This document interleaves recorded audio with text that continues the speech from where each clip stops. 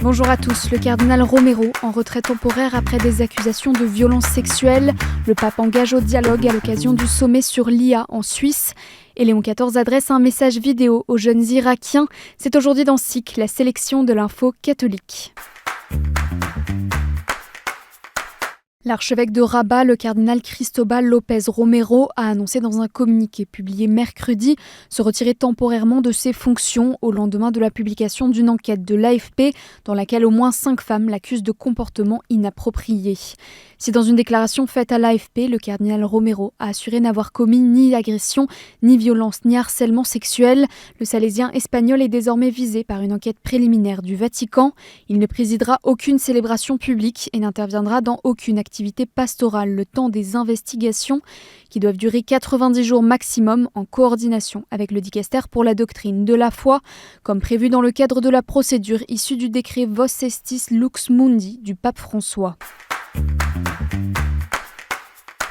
Alors que s'est ouvert mardi dernier à Genève le sommet mondial AI for Good, l'IA au service du bien social, le pape a adressé un message aux participants. Ce message introduisait la présentation vidéo de l'encyclique Magnificat Humanitas diffusée lors du sommet. Le Saint-Père a tenu à les assurer de la présence du Saint-Siège et de son ouverture au dialogue, alors que l'intelligence artificielle soulève certaines des questions majeures de notre époque concernant l'avenir de l'humanité. Citant son encyclique, Léon XIV a donc rappelé son souhait d'engager un dialogue afin d'identifier de nouvelles voies pour le bien commun et pour promouvoir une vie digne pour tous.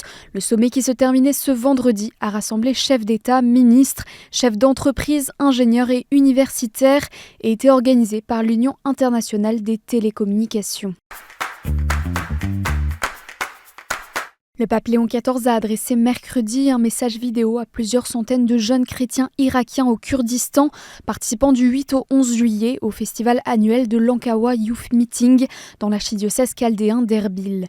Leur lançant « N'ayez pas peur, je suis avec vous, l'Église est avec vous », il les a appelés à façonner l'Église et le monde dans les années à venir et leur a demandé d'être des artisans de paix.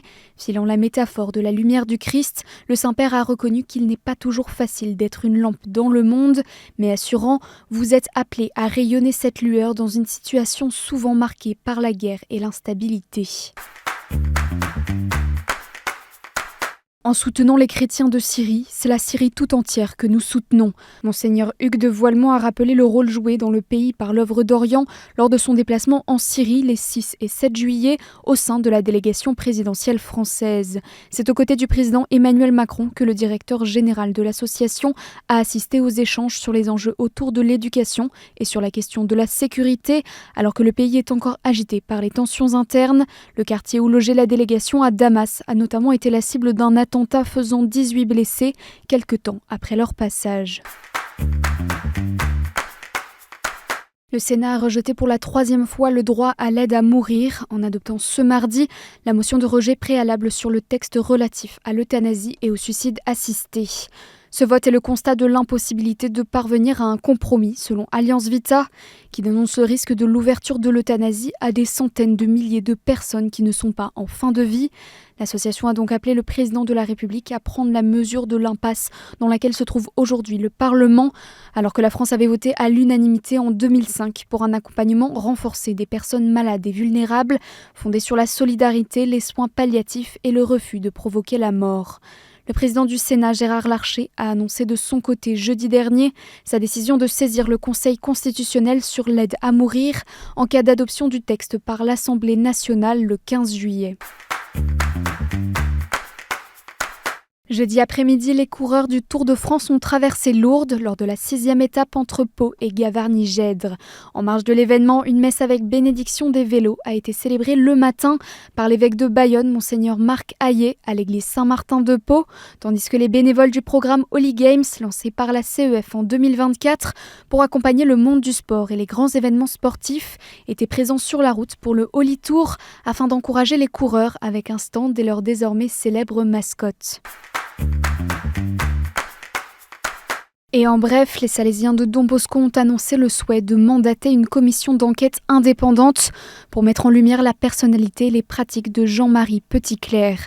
Décédé en novembre 2025, le père Petitclerc avait fait l'objet de mesures conservatoires la même année après des soupçons de violences sexuelles et de voyeurisme sur mineurs.